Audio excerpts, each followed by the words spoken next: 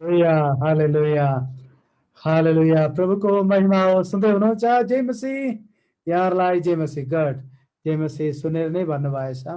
प्रभुको स्तुति होस्। आजको यस आराधना सेवामा पुनः एकपल्ट प्रभुले मौका दिनुभयो अनि आज धेरै परिचय बोल्दैन, किनकि अस्ति अलिकति बढी परिचय बोलेर हो कि नेटै गइहाल्यो, पछि नै बाँड्न पाएन। त्यस कारण आज छोटो परिचय मात्र दिनेछु अनि त्यसपछि हामी सिधै परमेश्वरको वचनमा हामी जानेछौँ। धन्यवाद छ सुनलजी, तपाईँ हाम्रो टिममा हुनुहुन्छ। हामी मिलेर प्रभुको सेवा गर्न पाइरहेका छौँ। तपाईँ एउटा अभिषक्त प्रभुको दास हुनुहुन्छ। तपाईँद्वारा देशहरू, मण्डलीहरू, परिवारहरू आशिष भएका छ। हाम्रो वृक्षालु मण्डली, वैश्य पार्टी मण्डली विशेष गरी हामी आशिषित छौँ। त्यो साथसाथै पास्टर हेमलाललाई म देख्दछु। पास्टर हेमलाल, तपाईँ पनि मेरो लागि अत्यन्त नजिकको व्यक्तित्व हुनुहुन्छ। उमेरमा हामी तलमाथि अलिअलि होला, तर तपाईँ हामी सहकर्मी हो प्रभुको सेवामा। तपाईँसँग मिलेर सेवा गर्न पाउनु मेरो लागि आशिषको कुरा हो। आज हाम्रो भाइ विवेकलाई म देख्दछु। विवेक काठमाडौँबाट, र प्यारा भाइ विवेक, गड ब्लेस यु ब्रदर। अनि साथै अब अरू पनि छ, पिङ्गी, रिन्जन र अन्य प्रियहरू हुनुहुन्छ। यहाँहरू सबैलाई मैले नेहा बहिनीलाई कता देखेको छु? नेहा कहाँ छ? नेहा नेहा नेहा कहाँ हुनुहुन्छ? स्नेह हो कि नेहा हो? हुन्छ, बहिनीलाई म चिन्छु पहिलेको व्यक्तित्वहरू, अरूलाई मैले कति बिर्सिसकेको छु। God bless you, God bless you all, thank you. हुन्छ, हामी परमेश्वरको वचनमा हामी जानेछौँ। यो माहौलमा प्रभुको दासले हामीलाई आराधनामा एउटा थिम लिएर हामीलाई उत्साह दिनुभएको छ। नडराओ, नडराओ। यसो प्रभुले बारम्बार भन्नुभएको कुरा छ, नडराओ। यी दिनहरूमा हामीले सुन्नुपर्ने कुरा तिनी हो, नडराओ। है, हामी सबै मर्छौँ भन्ने खबर भन्दा पनि हामी बाँच्नेछौँ भन्ने खबर हामीलाई चाहिएको छ। हामी प्रभुको अनुग्रहमा हामी जिउनेहरू हो। यस, यो आशामा हामी जिउँछौँ। आज यहाँहरूलाई मैले एउटा आशाको वचन दिन चाहन्छु। यो वचन मैले यी दिनहरूमा विभिन्न वेदीमा, विभिन्न समूहमा बोलिराखेको छु। जति म बोल्छु मेरो जीवनमा आशा, उत्साह बढ्दै आएको छ। आशा, उत्साह बढ्ने कुरा हामी धेरै बोल्न मन लाग्छ। निराशा भएको कुरा हामी थोरै बोल्छौँ, हामी बिर्सिहाल्छौँ, हामी त थन्काइहाल्छौँ। आशाको कुरा हामी बोलिरहन्छौँ। आशाको कुरा हामी बोल्दाखेरि हामीलाई खुसी हुन्छ। हेर्नुहोस्, हाम्रो परिवारको कसैको मृत्यु भएको कुरा हामीले मिलेर चर्चा गर्दाखेरि हामीलाई दुःख लाग्छ। हामीलाई अचानक चाहिँ 10 लाख रुपियाँको एउटा आशिष पाएको कुरा भन्नलाई, दोहोऱ्याएर तेह्रयाएर भन्नलाई हामीलाई उत्साह पो लाग्छ। ओके, अनि आज लाखौँको होइन, जीवनमा प्राप्त गर्न सक्ने सबभन्दा उत्तम आशिष चाहिँ अनन्त जीवन हो। हालेलुया। हामी मर्ने छैनौँ, हामी यसोमा छौँ। जन्म चाहिँ वास्तविक हो। यहाँ भएकाहरू सबै जन्मिएर यहाँसम्म हुर्किसक्नु भएछ। नबालकहरू कोही कोही होला बढ्ने क्रममा छ। जन्म एउटा वास्तविकता हो। हामी जन्मिएका छौँ। जन्मिएको हामी सास फेर्छौँ।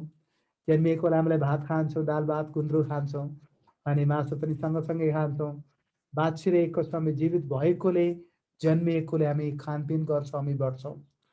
तर जन्मसँग अर्को एउटा रियालिटी छ, मृत्यु। मृत्यु, हामी एक दिन मर्नै पर्छ, एक दिन मर्नै पर्छ। ढिलो होस् चाँडो होस्, हाम्रो मृत्यु हुन्छ नै।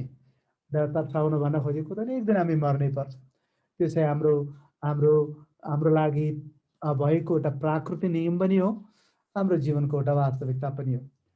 त्यसै गरी अर्को एउटा त्यो वास्तविकता हामीले दैनिक जीवनमा महसुस गरेको एउटा वास्तविकता छ भने अर्को एउटा वास्तविकता के छ भन्दाखेरि यहाँ भएका प्राय सबैजनाले नयाँ जीवन पाएकाहरू हुनुहुन्छ। कतिजना नयाँ जीवन पाएकाहरू हुनुहुन्छ? हात फेर्न चाहन्छौँ। निश्चय भएकोहरू एकचोटि हात उठाउनुहोस्। यसमा मैले नयाँ जीवन पाएको छु। रिन्जन भाइ, तपाईँको हात राम्रो देख्न पाऊँ। ओके, नयाँ मैले पाएँ। म दुईटी हात उचालेर भन्न सक्छु, प्रभु मैले नयाँ जीवन पाएको छु। नयाँ जीवन पाएकोले म तपाईँहरूको माझमा छु। नयाँ जीवन नपाएको भए जन चाहिँ कुनै ठाउँमा चाहिँ कुनै किसान भएर अथवा कुनै व्यापारी भएर कुनै ठाउँमा हुन्थ्यो होला।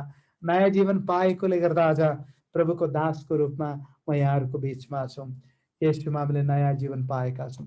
त्यो नयाँ जीवन पाएको एउटा वास्तविकता हो भने अब कतिजना चाहिँ अब बिहा गर्नलाई नयाँ ग्रहण गर्छ, त्यो आफ्नो ठाउँमा छ।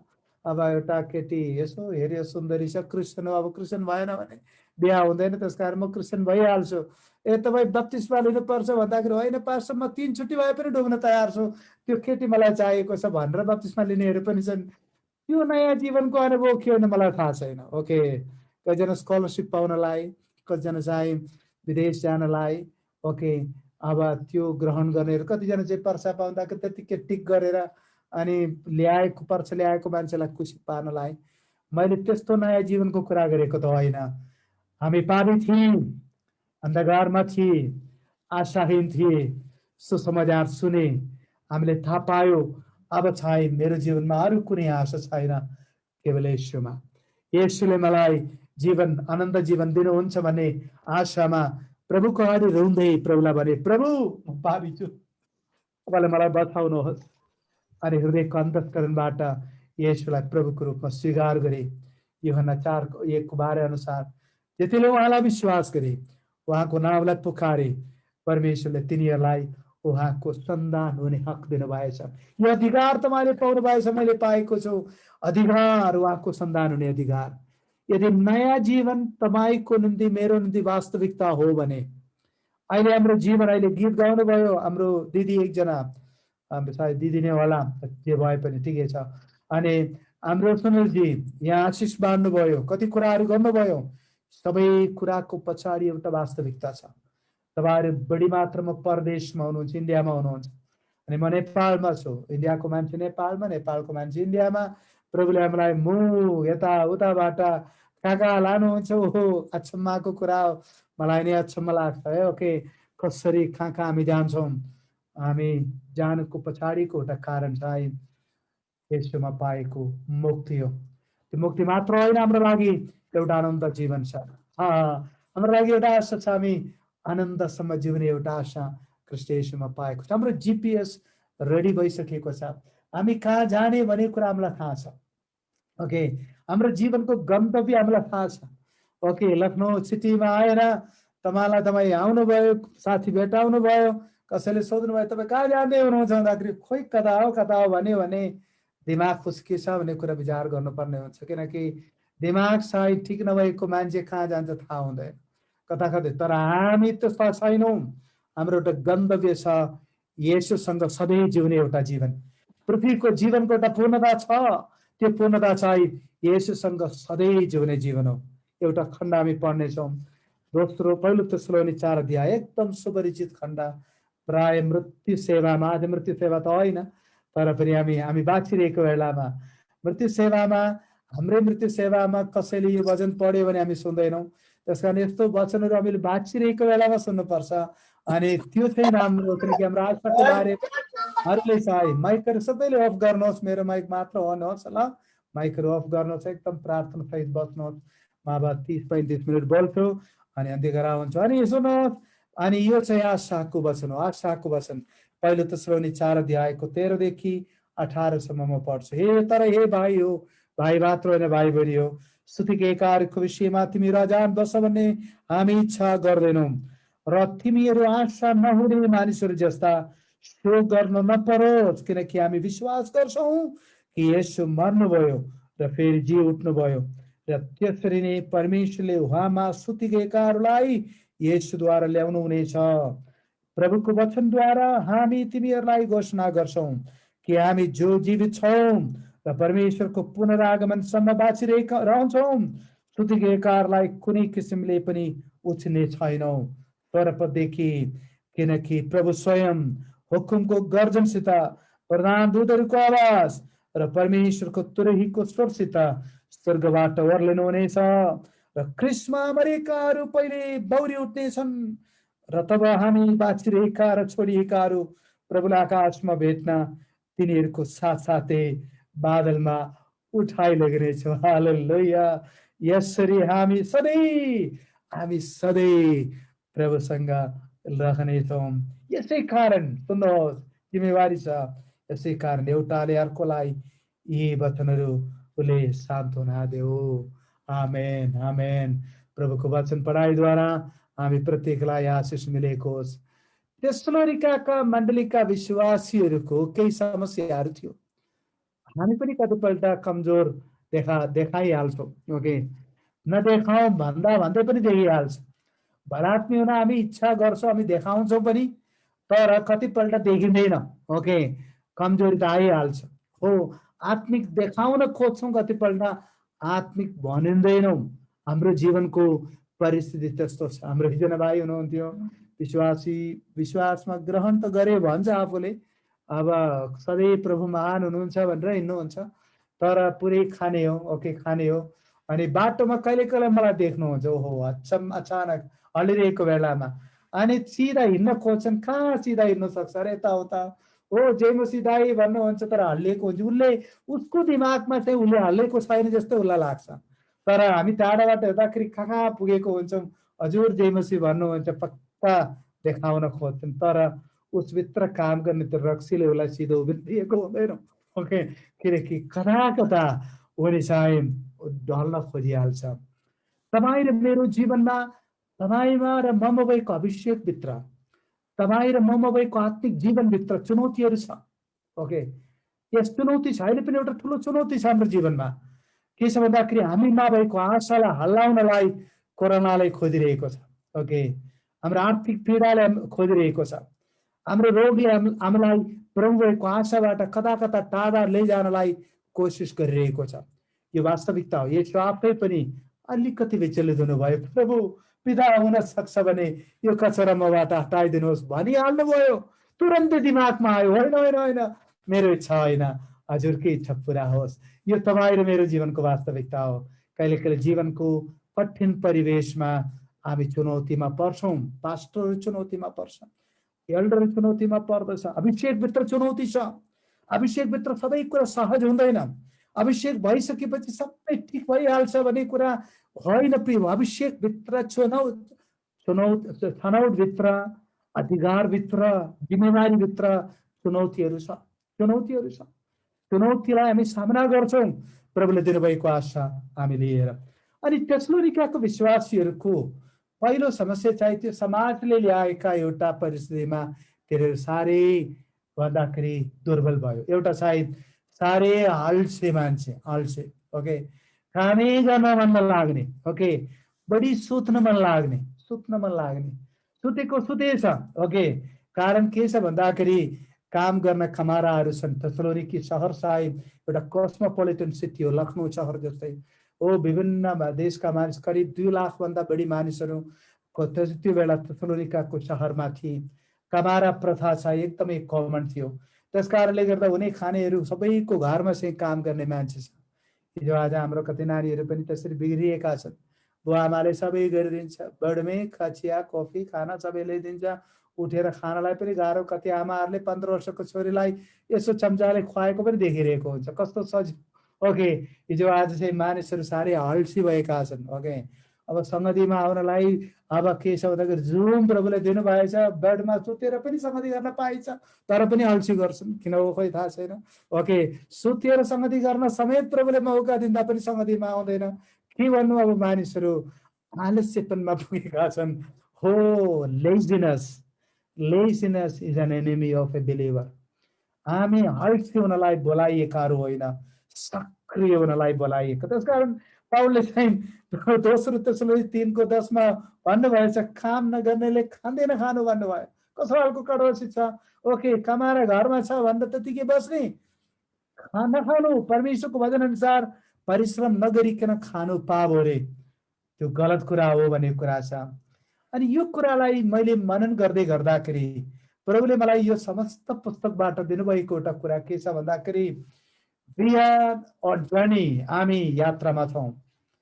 प्रभुले हामीलाई चलिराख्नलाई बोलाउनु भएको समाज हो क्रिस्चियन समाज। ओके, अरू चाहिँ चुपचाप बसे पुग्छ, उनीहरूको भक्ति पुग्छ। ओके, हाम्रो चर्चमा चाहिँ एकजना हुनुहुन्छ, तपाईँहरू कतिजनाले चिन्नुहुन्छ, क्याप्टन जर्ज जेवरस। उहाँले अस्ति उहाँको गवाही मलाई छोटो भन्नुभयो, हेर्नुहोस् पास्टर जन, एकपल्ट म नास्तिक थिएँ, त्यसपछि कता कता बुद्ध धर्मप्रति म आकर्षित भएँ। बुद्ध धर्मप्रति आकर्षित भएपछि मलाई ध्यान साह्रै मन लाग्यो। म ध्यान गर्न बुढालखण्डा कति डाँडाहरूमा जान्थेँ, अनि धेरै समय ध्यानमा बसेँ। बस्दा बस्दा दिमागमा एउटा विचार आयो, यसरी आँखा बन्द गरेर बसेर के हुनेवाला छैन, के हुने भएर आँखा खोलेर संसारमा हिँड्नुको सट्टा आँखा बन्द गरेर एक ठाउँमा बसेर के हुने हो? यो ध्यान स्यान त काम लाग्दैन, म आँखा खोल्छु हिँड्छु भन्न थाल्नुभयो। ध्यान स्यान सबै छोडेर हिँड्न थाल्नुभयो। पछि उहाँ अमेरिका जानुभयो, त्यहाँ प्रभु पाउनुभयो। अनि पछि नेपालमा फर्केर आएर हामीसँग हुनुहुन्छ एउटा आश्रित प्रभुको दास। प्रिय, मैले भन्न खोजेको प्रार्थना गर्दाखेरि हामी आँखा बन्द गर्छौँ। प्रार्थना गर्नेहरू मात्र होइन, हामी काम पनि गर्नेहरू, आशामा जिउनेहरू हो। हाम्रो लागि एउटा आशा छ, हामी चल्नेहरू हो, हामी चल्नेहरू हो। ओके, ओ येशूले भन्नुभयो जाऊ भन्नुभयो, सुसमाचार सुनाऊ भन्नुभयो, चेला बनाऊ भन्नुभयो। त्यसमा एउटा मुभमेन्ट छ। ओके, मैले यसरी विचार गरेको छु, when you move you start growing। ओ तपाईँ चल्नुहुन्छ, बढ्नुहुन्छ, चल्नुहुन्छ, नयाँ अनुभव पाउनुहुन्छ, चल्नुहुन्छ, जीवनमा उन्नति गर्नुहुन्छ। नचलिकन आशाहीन भएर, ओ निराशित भएर, टाउकोमा हात राखेर अनि एकदमै विचारशील भएर, एकदम गलत विचार भएर, नचलिकन आशाहीन भएर बस्ने विश्वासीद्वारा प्रभुको काम हुन सक्दैन। प्रभुले हामीलाई चल्न बोलाउनु भएको छ, चल्न बोलाउनु भएको छ। मेरो गवाही धेरैपल्ट मैले बताएको, तर अझै एउटा कुरा भन्न चाहन्छु। 17 वर्ष उमेरसम्म मैले त्यति चल्ने मानिस थिएन। सबैसँगको अगाडि चाहिँ डराएर लगाएर अनि एकदमै साधारण जोगी भएर, साधारण व्यक्ति भएर गाउँमा चाहिँ एउटा साथ जो एकदमै सोझो मान्छेको रूपमा भनौँ त्यति सक्रिय नभएर बसिरहेको अवस्थामा 17 वर्षको उमेरमा येशू मेरो हृदयमा आउनुभयो। येशूले भन्नुभयो, तिमीलाई म पठाउँछु कति ठाउँमा, तिमी चल्न नसक्ने मान्छेलाई म चलाउँछु। ओहो, पहिलो अपोइन्टमेन्ट चाहिँ नेपालतिर आइहाल्यो। ओहो, कस्तो खालको नचल्ने गाउँमा एक्लै बसेको मलाई प्रभुले जे हो दर्शन दिएर नेपाल ल्याइ पुर्याउनु भयो। प्रिय, आज म यहाँहरूलाई उत्साह दिन चाहन्छु। तपाईँमा आशा छ भने तपाईँ र म चुपचाप बस्न सक्दैन, एक ठाउँमा बस्न सक्दैन। आशा भएको मानिस चाहिँ आशामा आधारित भई जिउँछन्, उनी अगाडि बढ्छन्, उनको आशाले उनलाई अगाडि डोर्याउँछन्, उनमा भएको आशाद्वारा उनी अगाडि चल्छन् अनि उनी स्वतः के हुन्छ भन्दाखेरि बढ्छन्। मैले जो पनि एक ठाउँमा वचन बाँड्दाखेरि यो एउटा वास्तविकता, एउटा प्राकृतिक वास्तविकता बतायो। सालमन फिस, कतिले सुन्नुभयो होला, सालमन फिस नेपालीमा के भन्छ थाहा छैन। सालमन फिसको एउटा के होला, सालमन फिसको के छ नेपाली शब्द के छ कि सालमन फिस थाहा छैन होला, ठिकै छ। सालमन माछा भनेर भन्दा हुन्छ। सालमन माछाको एउटा विशेषता छ, सबै ठाउँको त होइन, विशेष गरी क्यानाडाको छेउमा भएको एउटा विशेष प्रकारको सालमन माछा छ। त्यो सालमन माछा छ विशेष गरी आर्टिक ओसनको, त्यहाँ चाहिँ एउटा आर्टिक ओसन भन्ने एउटा सानो पनौडा एउटा पानीको एउटा इलाका छ, क्रिक आर्टिक ओसन भन्छ।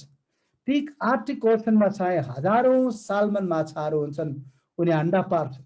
अन्डा पारेर के हुन्छ भन्दाखेरि सानो बच्चाहरू हुन्छन्, लिटल फिस, सानो सालमन फिस चाहिँ भरि त्यो पानीभरि सानो सालमन फिस जन्मिएको हुन्छन्। सुन्नुहोस् है, एकदम ध्यानसित सुन्नुहोस्। 203 बजे वचन सुन्नु धेरै गाह्रो छ।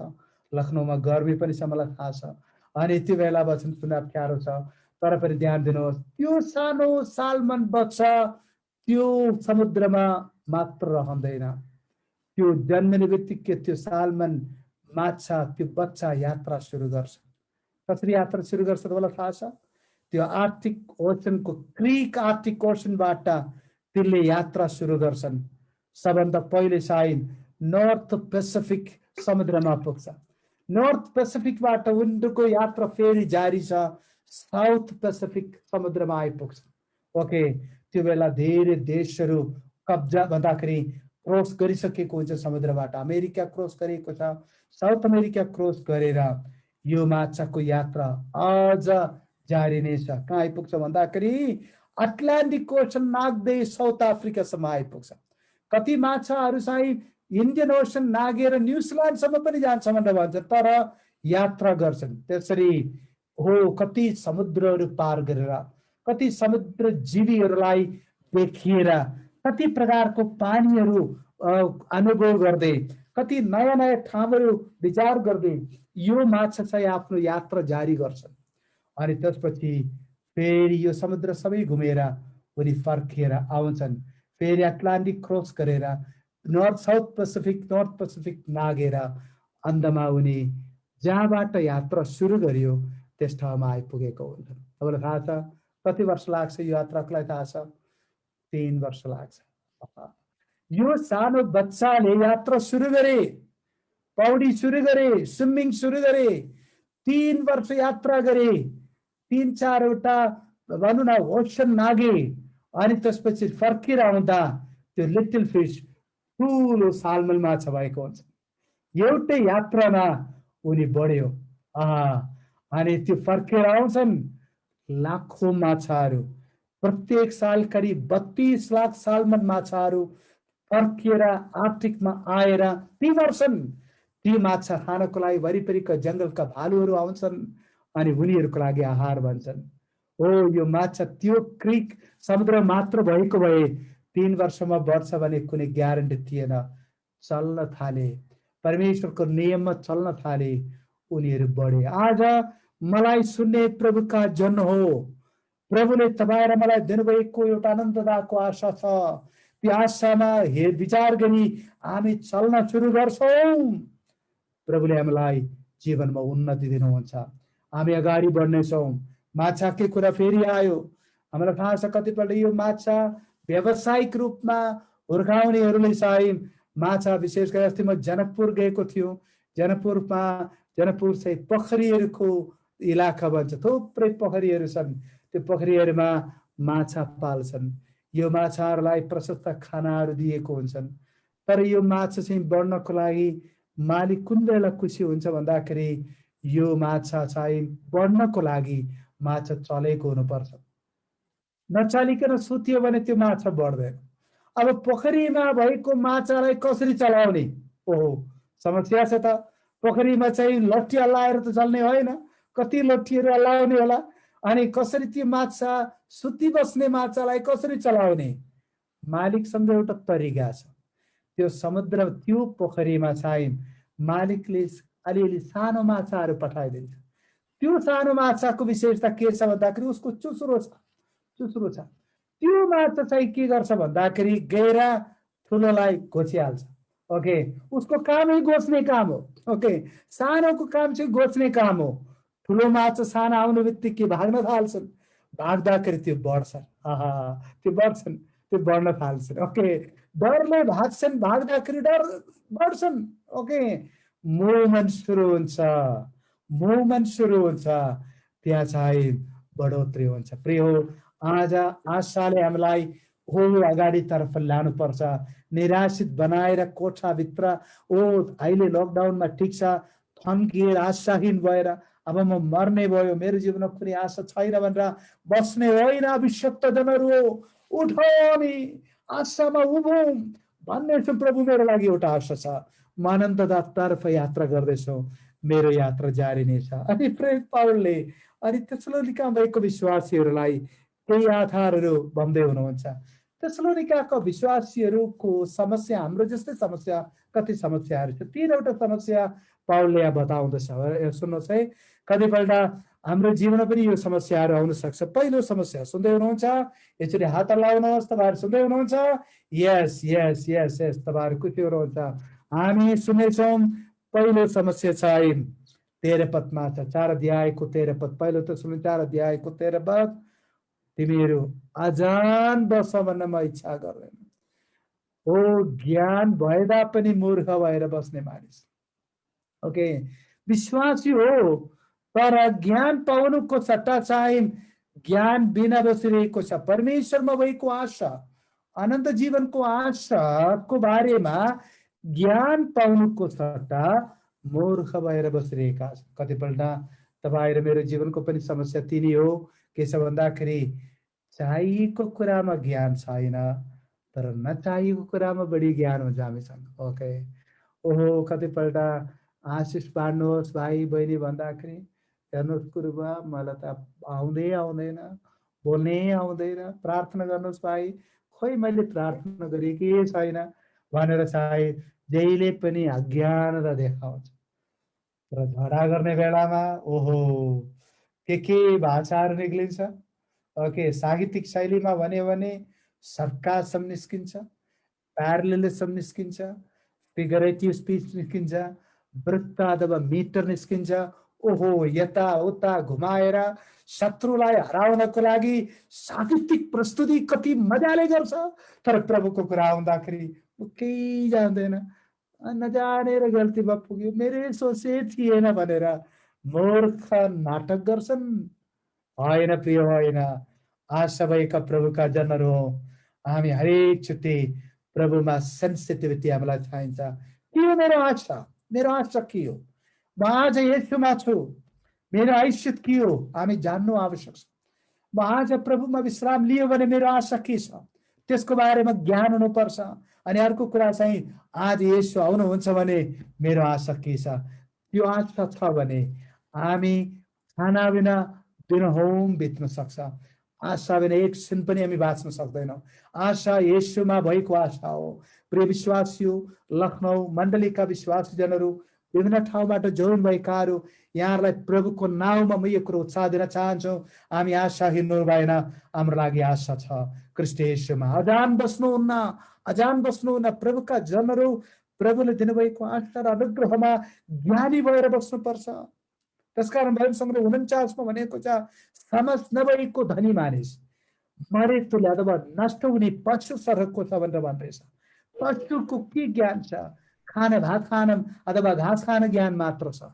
तर हामीलाई घाँस खानमा ज्ञान मात्र होइन, हामीलाई हो प्रभुमा जिउने ज्ञान हामीलाई प्रभुले दिनुभएको छ। अभिषेकको ज्ञान हामीसँग छ, आशाको ज्ञान हामीसँग छ। पवित्र आत्माले तपाईँ मलाई यो ज्ञानमा डोर्याउन्, मेरो प्रार्थना छ। तेसलोनिकाका विश्वासीहरू साह्रै के छ भन्दाखेरि अज्ञानतामा जिउनेहरू। प्रभुलाई चिनेको धेरै वर्ष भइसक्यो, 15-20 वर्ष भइसक्यो।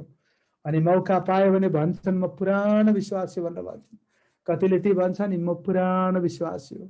ओहो, मैले त लखनऊमा आएकै 25 वर्ष भयो, त्यो वर्षदेखि म प्रभुमा पुरानो विश्वासी हो। त्यो पुरानो भन्ने शब्द सुन्ने बित्तिकै मलाई साह्रै हाँस उठ्छ।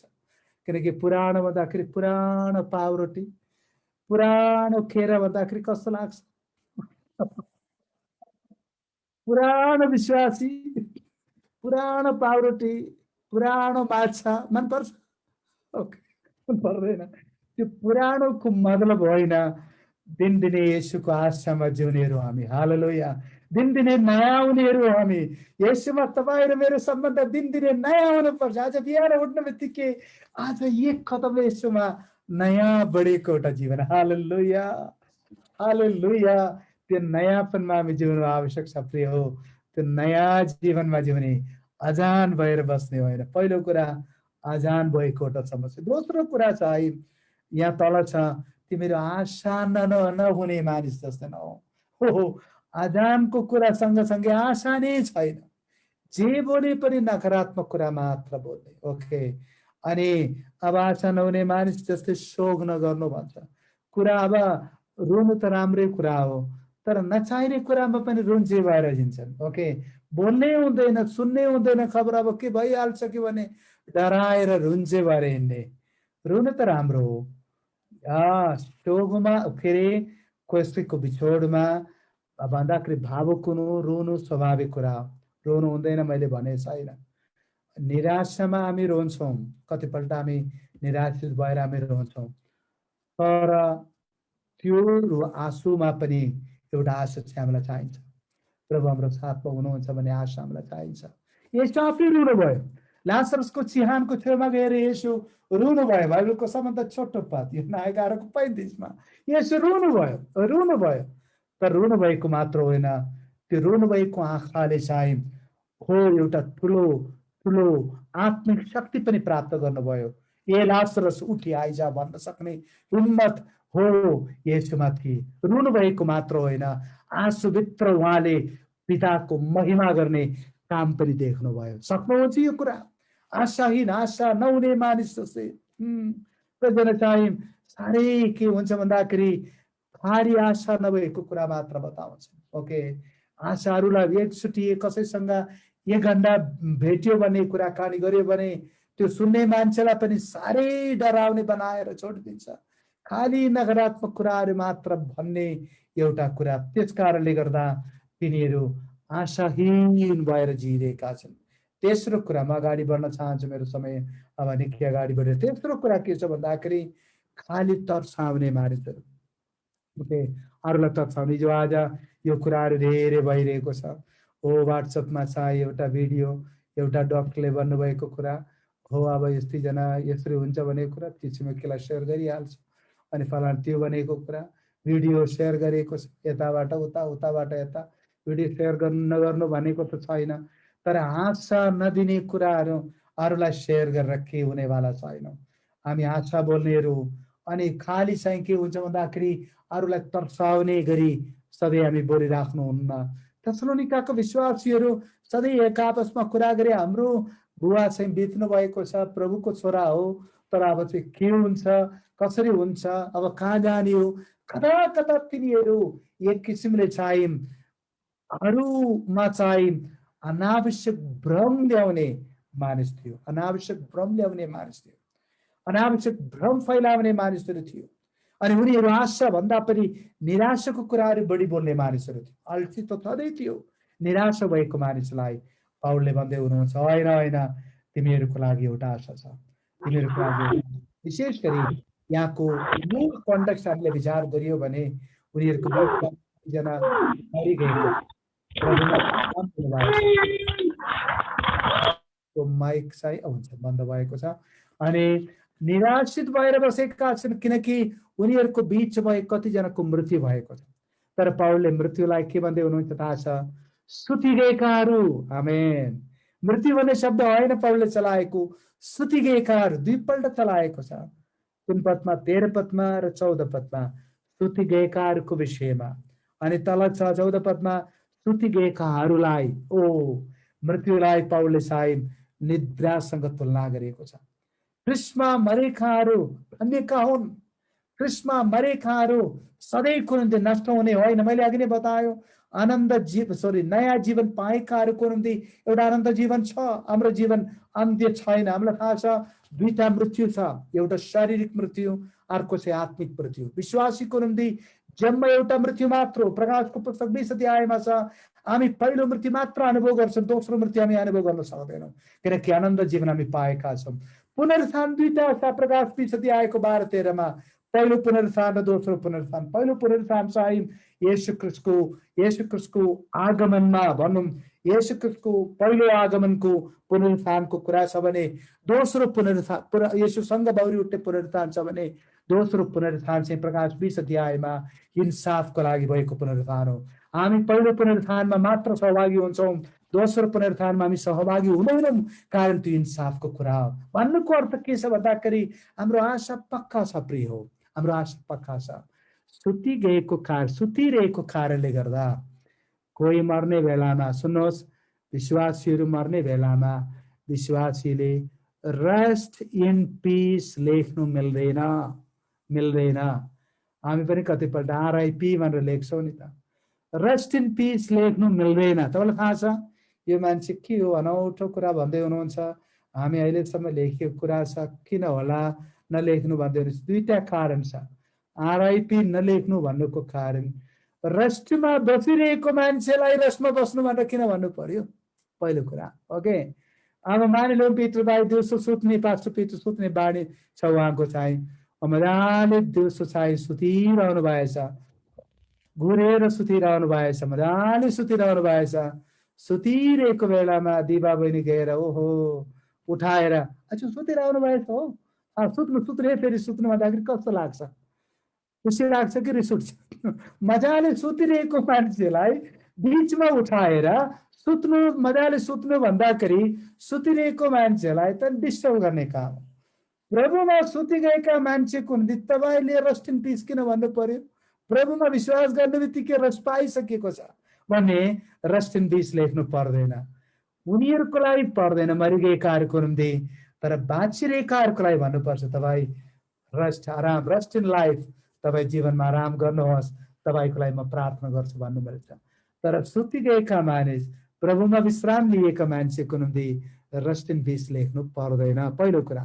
दुईटा कारण छ। दोस्रो कारण ओहो तपाईँ र मैले बोल्ने बित्तिकै मान्छेलाई पिस पाउने भए हामी त ठुलो मान्छे भइहाल्यो नि त।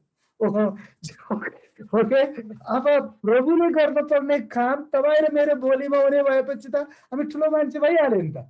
ओहो, मैले यहाँबाट स्वर्गतिर हेरेर प्रभु त्यो दिलबहादुर जो चाहिँ जीवन ठिक समयमा बिताएको छैन, उनी चाहिँ विश्वासित भन्छन् तर ट्वाकै थियो, खाएर हिँड्ने, अब जे भए पनि त यसरी गर्ने। रेस्ट इन पिस भन्ने बित्तिकै दिलबहादुर स्वर्गमा चाहिँ रेस्ट भएर बस्न पायो भने कति सजिलो। आहा, तपाईँ र मेरो जिब्रो चाहिँ स्वर्गलाई पनि हल्लाउने जिब्रो, परमेश्वर हेरेको अरे तपाईँ र मेरो भनाइमा उता रेस्ट पाउने भयो। के हो नाटक के हो? त्यस कारणले गर्दा यो रेस्ट इन पिस लेख्नु बोल्नु हुँदैन हामी, किनकि रेस्ट कहिलेदेखि हामीले पायौँ, जुन दिन यसलाई प्रभुको रूपमा हामीले स्वीकार गर्यौँ त्यो दिनदेखि हाम्रो आराम सुरु भइसकेको छ। आमेन। हामी प्रभुको शान्तिमा छौँ। ए मेहनत गर्ने र बोझले दबिएका हो, म कहाँ हो, म तिमीहरूलाई भन्नुहोस् बाँकी भन्नुहोस् विश्राम दिनेछु, रेस्ट दिने। I will give you rest. ओ म तिमीहरूलाई रेस्ट दिनेछु भनेर प्रभुले भन्नुभएछ भने पछिको रेस्टको लागि हामी बोल्नु पर्दैन। पछिको रेस्ट हाम्रो लागि छ, त्यसको लागि जिउने हो, हामी पृथ्वीमा जिउने हो, हामी रेस्ट पाउनेछौँ। हालेलुया, हालेलुया। त्यो आशामा भएकाहरू एकचोटि हात चालेर प्रभुलाई धन्यवाद दिनुहोस्। म आराममा छु, आराममा प्रवेश गर्न मात्र बाँकी छ पूर्णतामा। यस, प्रभुले मलाई आराम दिनुभएको छ। 2-3वटा सत्यता बोलेर म अन्त्य गराउन चाहन्छु, मेरो समय सकियो मलाई थाहा छ। अनि 4वटा हाम्रो आशाको कुरा छिट्टै व्याख्या गर्दैन, समय छैन। पहिलो आशा चाहिँ 14 पदमा छ, के छ भन्दाखेरि किनकि हामी विश्वास गर्छौँ कि येशू ख्रीष्ट मर्नुभयो र फेरि जी उठ्नुभयो। आहा, हाम्रो क्रिस्चियन जीवनको मूल वास्तविकता के छ भन्दाखेरि जीवित येशू हुनुहुन्छ। हालेलुया। वा जीवित हुनुहुन्छ। पहिलो आशा। दोस्रो आशा के छ? दोस्रो कुरा के छ भन्दाखेरि 16 पदमा छ, किनकि प्रभु स्वयं हुकुमको गर्जनसित स्वर्गबाट ओर्ल्याउनुहुन्छ। येशूको दोस्रो आगमन। दोस्रो आशा। पहिलो आशा येशू जीवित हुनुहुन्छ भन्ने कुरा, दोस्रो छ येशूको आगमन नजिक छ। कहिले हुन्छ भनेर थाहा छैन।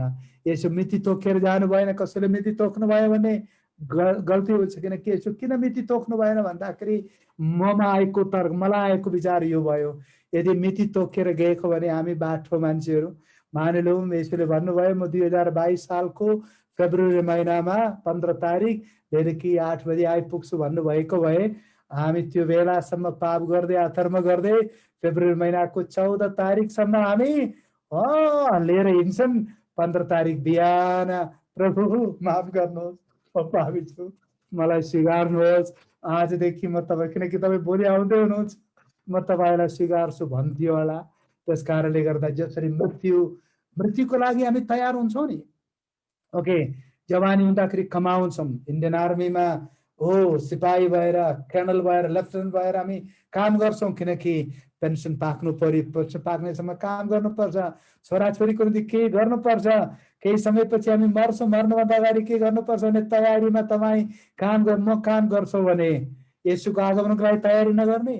त्यस कारणले गर्दा उहाँले हामी मृत्युको लागि हामी तयारीमा बस्छौँ भने अनन्त येशूको आगमनको लागि पनि तयारी बसोस् भनेर उहाँले मृत्युको पनि मिति तोकिदिनु भएन। यहाँ भएको कतिको मृत्युको मिति तोके, जन्म मिति छ, मृत्यु मिति कसैको थाहा छ? बाँचिरहेकाहरूको छैन, कारण मृत्यु मिति उहाँले दिनु भएन। त्यस कारण उहाँको आगमनको मिति पनि उहाँले दिनुभएको छैन। हाम्रो काम चाहिँ जहिले पनि हामी तयारी हो। हालेलुया। येशू आज हजुर आउनुभयो भने पनि म तपाईँमा जान तयार छु। 10 वर्ष अगाडि पछाडि भयो भने पनि म तयार छु, किनकि मेरो एउटा चाहना छ आजै बाँच्न। हामी यो पनि प्रार्थना गर्नुपर्छ, आज आउनुहोस् म जान तयार छु भन्न त भन्ने, तर मनभित्र चाहिँ कस्तो डर लाग्ने, कोही बच्चाहरू सानो छन्, आज आँसु आयो भने के गरेर होला, उनीहरूको पढाइ नै रोक्ने भयो भन्ने खालको चिन्ता पनि कसैमा त होला। त्यो चिन्ता बेकारको चिन्ता हो। हामी प्रार्थना गर्नुपर्ने यहाँहरूलाई भने हिजो पनि मैले भने एउटा प्रार्थना, प्रभु आयुको दाउदले प्रार्थना गरे, प्रभु आयुको मध्य उमेरमा मलाई नलैजानुहोस्।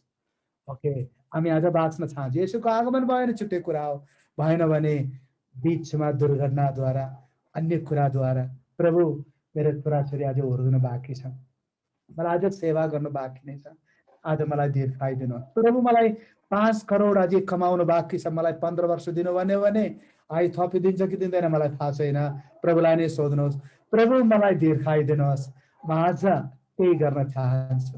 ओके, मेरो परिवारलाई प्रभु हुर्काउन चाहन्छु। इजकियाले ती प्रार्थना गरे। ओके, प्रभु तपाईँको सेवा गर्न चाहन्छु, सुनाउनु छ, मेरो परिवार बाँच्नु छ, प्रभु मलाई केही समय दिनुहोस्। मेरो जीवनमा केही समय अगाडि त्यस्तो एउटा परिस्थिति आयो। 2019 सालमा मेरो शरीरमा रोग देखा पर्यो अनि साउथ इन्डियाको बेलोर सिएमसी हस्पिटलमा भर्ना भए। हस्पिटलको बेडमा गएर मैले प्रभुसँग एउटा प्रश्न सोधेँ, प्रभु यति हो मेरो जीवन? नेपालमा करिब 30 वर्ष समय बिताए, अब म जाने भयो, मेरो जीवन यति हो? प्रभुसँग सोधेँ, अलिकति विचलित पनि भए। अनि प्रभुले मलाई भन्नुभयो, जोन त आज बाँच्नुपर्छ, तेरो सेवा आज बाँकी नै छ, केही समय अझै तिम्रो लागि म दिन चाहन्छु। अनि मैले प्रभुलाई सोधेँ, प्रभु म चढेको कति डाँडाहरू छन्, कति पहाडहरू छन्, त्यो फेरि देख्न पाउने हो? प्रभुले यस, म तँलाई देखाउँछु। अस्ति म गैरी गाउँ भन्ने गाउँमा गएँ। त्यो गाउँमा गएर सो वरिपरि पुरै ठुलो आँखा खोलेर हेरेँ। प्रभुलाई धन्यवाद दिए। प्रभुले बेलोर हस्पिटलमा हुँदा मलाई दिनुभएको प्रतिज्ञा उहाँले पुरा गर्नुभयो। म यो महिना जुम्ला जानुपर्ने हो जुम्ला जानुपर्ने, तर लकडाउनले गर्दा जान पाएन। प्रभु इच्छा म यो आशामा तपाईँहरूसँग मेरो आशामा बोल्दैछु। प्रभुले मलाई भन्नुभयो, तेरो आयु आज म लम्ब्याइदिन्छु, मेरो सेवा आज गर्नु बाँकी नै छ। त्यो आशामा म जिराखेको छु। आज प्रभुको सेवा गर्नको लागि म तयारी छु। आज कतिजना प्रार्थना गर्नुहुन्छ, प्रभु मलाई दीर्घायुदिनुहोस्, म चाहन्छु तपाईँको आगमन भयो भने छुट्टै कुरा, नभए त म बाँच्न चाहन्छु। के को लागि बाँच्ने हो? तपाईँको निम्ति, यस, तपाईँको निम्ति, तपाईँको महिमाको निम्ति, तपाईँको राज्यको विस्तारको निम्ति, तपाईँको सेवाको निम्ति, एउटा आत्मिक परिवारलाई, पुस्तालाई स्थापना गर्नको लागि, तपाईँको राज्यको बढाइको निम्ति प्रभु मलाई काम दिनुहोस्, दीर्घायुदिनुहोस्। प्रार्थना गर्नुहोस्, अवश्य पनि प्रभुले दिनुहुन्छ। अनि चौथो कुरा के छ भन्दाखेरि, तेस्रो कुरा, पहिलो कुरा हामीले हेऱ्यौँ येशूको पुनरुत्थान, दोस्रो हाम्रो पुनरुत्थान, तेस्रो कुरा येशूको आगमन, तेस्रो चाहिँ स्वर पत्मा छ, क्रिस्मा मरेकाहरू बौरी उठ्नेछन्। हाम्रो पुनरुत्थान, हाम्रो पुनरुत्थान जो आज अब अलिकति वायातको योभन्दा मान्दी गराउँछौँ। वायात डिस्कसनहरू धेरै भइरहेछ, विशेष गरी नेपालमा। अस्ति हाम्रो प्रभु आदरणीय पास्टर रोबर्ट कार्तक बित्नुभयो, अनि त्यसपछि पास्टर सामुएल कार्तक बित्नुभयो, पास्टर थिमोथी राई बित्नुभयो, पास्टर गणेश श्रेष्ठ बित्नुभयो, पास्टर अमर थापा बित्नुभयो। कतिजना प्रभुका जनहरू रोगी अवस्थामा हुनुहुन्छ, साह्रै पीडाको अवस्था छ। देशका मानिसहरू विशेष गरी विश्वास समूह पनि ठुलो एक किसिमले भन्दाखेरि कता कता निराशाको कुरा छ। राम्रो थाहा छ कतिजना गएकोमा अब अकालमा जाँदा भन्दाखेरि कम उमेरमा जाँदा हामीलाई साह्रै पीडा लाग्छ। तर पनि एउटा कुरा विचार गर्नुपर्छ, प्रभुले आफ्नो सोधे। कति बेला मैले प्रभुलाई पनि सोधेँ, किन होला प्रभु? हामी जबरजस्ती गर्नु भएन, हामीले प्रभुलाई सोध्नु मात्र, तपाईँको इच्छा पुरा होस् भने। तर मरेकाहरू एक दिन बाउरी उठ्ने दिन आउँदछ। सुति गएको अवस्था मात्र छ बाउरी उठ्छ। अनि आजको एउटा छलफल के छ भन्दाखेरि, अब कतिजना मर्यो, उहाँहरूलाई गाड्न पनि पाएन, अनि जलाउनु हुन्छ कि हुँदैन। अनि भाइ म 5 मिनट लिन सक्छौँ? पितृ भाइ 5 मिनट अझै लिन सक्छौँ? घट एउटा म 5-10 मिनट लिन्छु, किनकि एउटा शिक्षा पनि यहाँलाई दिन चाहन्छु। हिजो आज निकै चलेको कुराकानी हो, दहन गर्ने हो कि दफन गर्ने, कुन राम्रो छ? के गर्दा त्यो आत्मा चाहिँ प्रभुमा सुरक्षित हुन्छ? ओके, जलायो हुन्छ कि के छ भन्दाखेरि गाड्दा हुन्छ? किनकि अहिले नेपालमा, इन्डियामा पनि त्यस्तै होला, कोही कोभिड भएर मर्यो भने आर्मीले लान्छ, पशुधिमा ठाउँमा जलाइदिन्छ। त्यसरी जलाउने मान्छेको आत्मा चाहिँ के हुन्छ भन्ने खालको धेरै प्रश्न याद कुराहरू सोसियल मिडियामा आएछ। यो बेला त्यो कुरा नगरे पो हुन्थ्यो। यो होइन हाम्रो अहिलेको विषय चाहिँ, त्योभन्दा कति महत्त्वपूर्ण कुराहरू गर्नु छ। तर मैले शिक्षाको रूपमा यहाँहरूलाई यो कुरा भन्न चाहन्छु, बाइबलमा विभिन्न सिम्बलिजम, चिन्हहरू प्रयोग गरिएको छ। विशेष गरी हाम्रो क्रिस्चियन जीवनको आत्मिक कुराहरूलाई 3वटा चिन्हमा प्रस्तुत गरेको छ। म छिट्टै भन्छु। पहिलो चिन्ह चाहिँ नयाँ जीवन, येशूमा नयाँ जीवन पाएको कुरालाई चिन्हात्मक रूपमा चाहिँ हामी प्रस्तुत गर्छौँ। यसलाई बप्तिस्मा भन्छ। बप्तिस्माको अर्थ के हो? येशूसँग मरेको गाडेको दौडी उठेको, हामी पानीमै जाने हो, पानीभित्र जाने हो। यो भएको सबैजना पानीभित्र गएर डुबेर बाहिर निस्किनु भएको, पानी बिना चाहिँ बत्तिस्मा लिएको कोही छैन होला, पानी नै चाहिन्छ, किनकि बत्तिस्माको निम्ति पानी छ। त्यो एउटा सिम्बलिजम हो, पानीभित्र गयो बाहिर आयो, त्यो चाहिँ नयाँ जन्म पाएको एउटा कार्य, एउटा वास्तविकतालाई हामीले चिन्हात्मक रूपमा समाजमा प्रस्तुत गर्यौँ। दोस्रो कुरा त्यो चाहिँ चुन्नुभयो भने दोस्रो चिन्ह चाहिँ हामी हाम्रो क्रिस्चियन जीवन येशूसँग छ भन्ने कुरा जनाउनको लागि हामी प्रभु भोज खान्छौँ, रोटी र दाखरस हामी खान्छौँ। रोटी भनेर कागजमा लेखेर खानु त होइन, रोटी बनाएरै हामी रोटी चाहिँ के भन्छ भन्दाखेरि वास्तविक त्यसको रूपमा प्रयोग गर्छौँ। येशू क्रिस्टको मृत्युको सम्झना गर्दै हामी रोटी खान्छौँ, कचौराबाट पिउँछौँ उहाँको रगतको सम्झनामा, त्यो पनि चिन्हात्मक रूपमा गर्छौँ भने। तेस्रो कुरा चाहिँ हाम्रो मृत्यु राष्ट्रलाई जनाउनको निम्ति मृत्यु भएका विश्वासीहरूलाई के गर्छौँ, गाड्छौँ। के आधारमा भन्दाखेरि पुनरुत्थान छ भन्ने कुराको आधारमा गाड्छौँ। त्यस कारण मलाई सोध्यो भने सबै भिडियो अफ गरेर नभाग्नुहोस्, पुरै सुन्नुपर्छ। एकछिन यो कुरा मैले आदि मात्र भनेको, आदि भन्नु बाँकी नै छ। मलाई सोध्नुभयो भने सिम्बल अर्थ बुझाउनको लागि सबभन्दा उत्तम तरिका चाहिँ गाड्नु, उत्तम तरिका गाड्नु। तर अब सुन्नुहोस्, अब तर मौकै मिलेन, परिस्थिति नै भएन, त्यस्तो एउटा अवस्था भएन भने जलाउँदैमा केही पनि आपत्ति छैन। अवसर छ भने गाड्नु राम्रो, अवसर छैन, मौका छैन भने अब कुनै ठाउँमा सहरमा चाहिँ गाड्ने ठाउँमै हुँदैन। ओके, त्यस्तो एउटा परिस्थिति छ भने मैले अघि नै बतायो 3वटा सिम्बल्सहरू हामीलाई दिएको छ।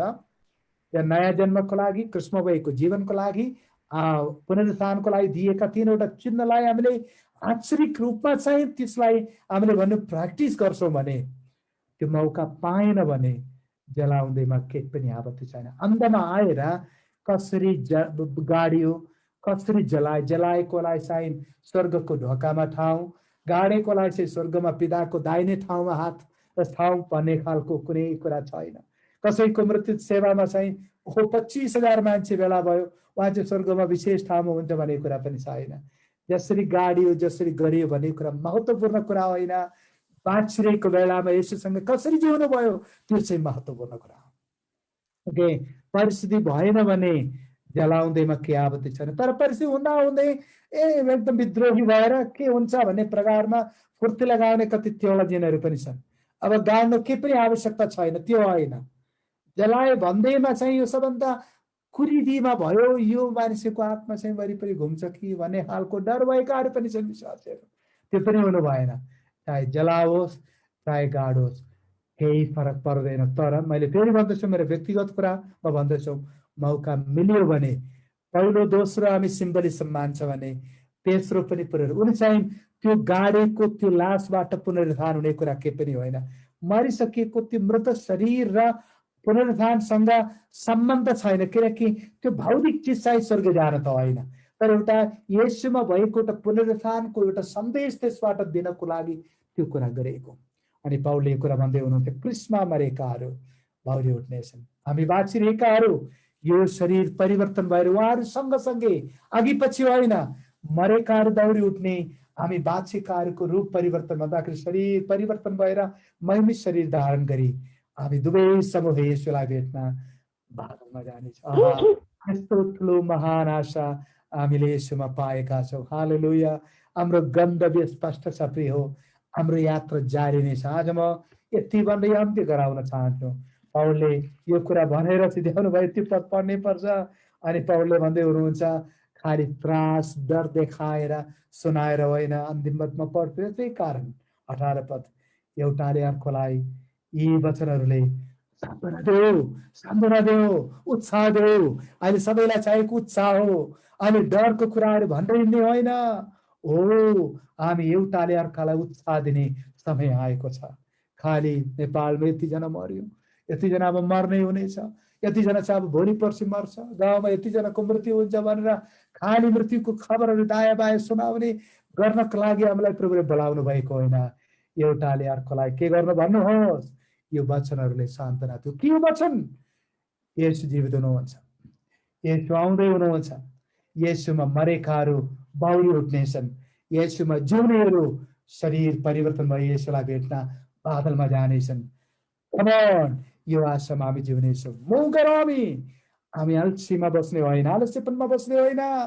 प्रभुको आत्माको शक्तिमा यो पेन्डेमिक सिचुएसनमा प्रभुलाई भनेछु, प्रभु म आशाहीन हुने छैन, आशावादी भएर तपाईँको महिमाको जिउने। आउनुहोस् हामी आँखा बन्द गर्नेछौँ, हामी प्रार्थना गर्छौँ। एकछिन हामी प्रभुलाई धन्यवाद दिउँ वचनको लागि।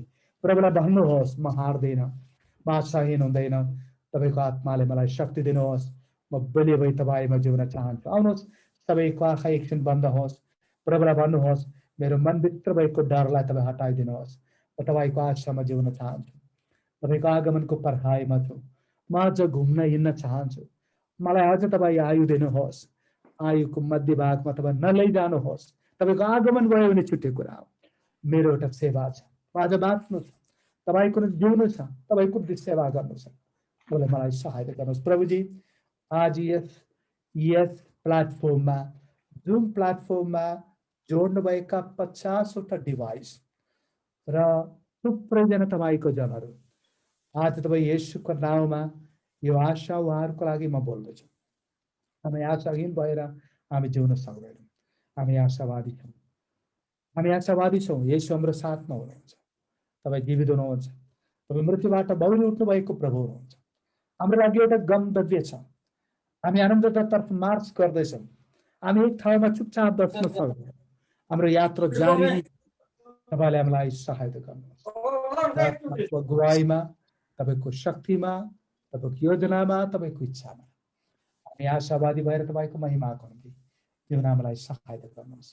तपाईँले भन्नुभएको छ नडराओ, म तेरो साथमा छु, हेर जगतको अन्तसम्म म तिमीहरूको साथमा छु भनेर तपाईँले भन्नुभएको छ। तिमीहरू हृदय विचलित नहो भन्नुभएको छ, म तिमीहरूको लागि घर तयार पार्न जाँदैछु भन्नुभएको छ। तपाईँ आउँदै हुनुहुन्छ, हामी आशामा छ प्रभु, तपाईँ जीवित हुनुहुन्छ, हामी जीवित भएका छौँ। यो आशामा मण्डललाई तपाईँ डुर्याउनुहोस्।